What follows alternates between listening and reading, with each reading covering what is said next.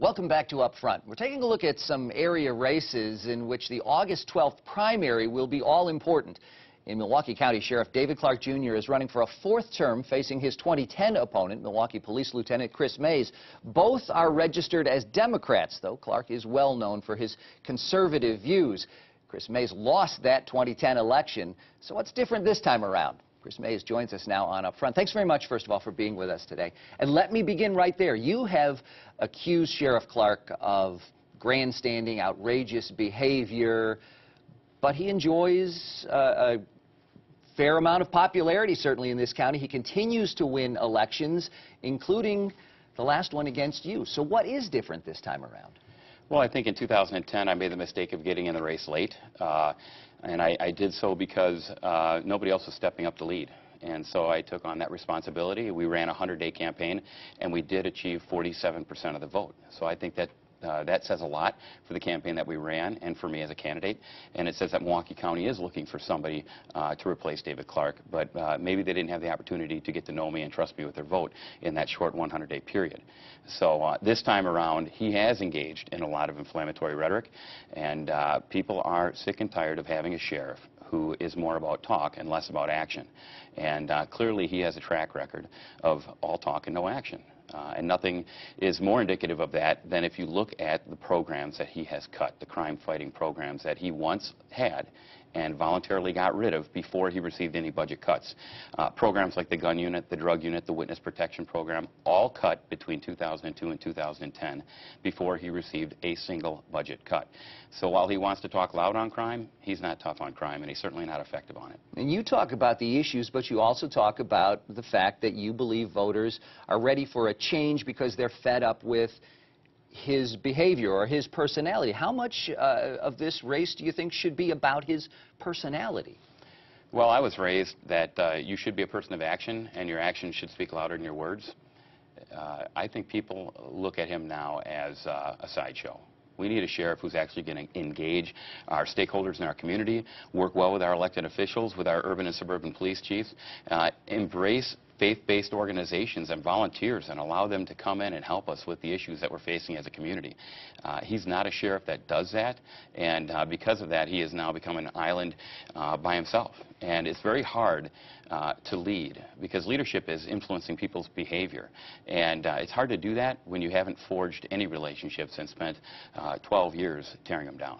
You talk about the persona of David Clarke in this campaign, but some people might look at that and say, look, what matters most is the job that he's doing. And you accuse him of having failed as a law enforcement officer. First of all, in what way, and what exactly would you bring to the table that's different from that?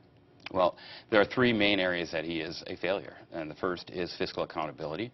The second is being effective on crime. And the third is leadership. Fiscal accountability, the Journal-Sentinel reported that he's on track to be $4.6 million over budget this year. And this is while he has reduced or cut all these crime-fighting initiatives.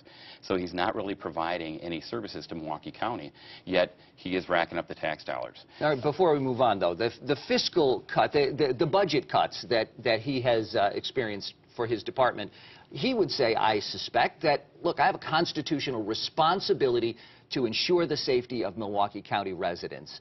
And you can accuse me of fiscal mismanagement, but these budget cuts make this county less safe. Okay. Do you not agree? And would you not have fought to prevent the budget cuts if you were sheriff? Well, I would fight to prevent budget cuts, and I believe that the Sheriff's Department should be increased in terms of its staffing. But you have to have those conversations with the people that are controlling the purse strings. He simply refuses to even sit down at the table and have the conversation. So it's hard to lead. It's hard to influence people's behavior and decisions if you're not even a part of the conversation. If he is going to be that constitutional law officer and put public safety first, then take these deputies out of the safety building that are guarding guards that check people as they come in, and put them out in our parks. Re-implement the drug unit. Re-implement the gun unit. Start working with the stakeholders in this community to actually have crime-fighting initiatives that are both effective on crime, both short-term and long-term. He's not doing that. It's a lot of name-calling. It's a lot of finger-pointing. I, in contrast, have a track record of coming in under budget, of actually working well with other people to get the job done, and I am effective on crime. I've drafted crime-fighting strategies in the districts of the Milwaukee Police Department to reduce crime and fear and disorder in specific neighborhoods, and those have had a positive effect on those challenged neighborhoods. So before we wrap up in just a few seconds we have left, your message then to voters who are going to be going to the polls in this primary is what? Style over, I should say substance over style. David Clark is flamboyant. He rides a horse. He wears a cowboy hat. But if they want a real law enforcement officer who's going to come in and start working towards getting Milwaukee off Forbes magazine's 10 most violent cities in America list, I'm the person to vote for. And I'm asking for their vote on August 12th. Chris Mays from Milwaukee County Sheriff. Chris Mays, thanks very much for your time. We appreciate it. Thanks for being with us today. Next, the candidates for governor report raising millions. Should we be surprised?